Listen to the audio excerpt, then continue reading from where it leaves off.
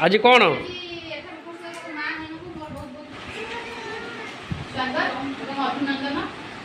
दिन माँ मान उत्सर्गित कराई।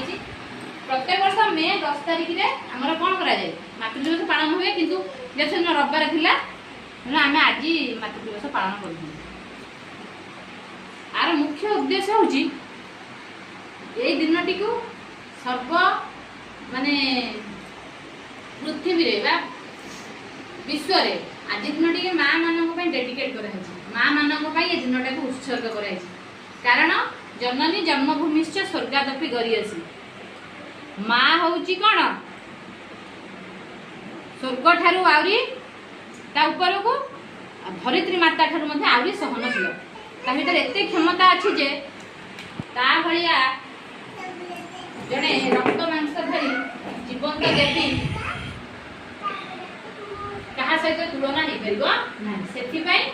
आज दिन को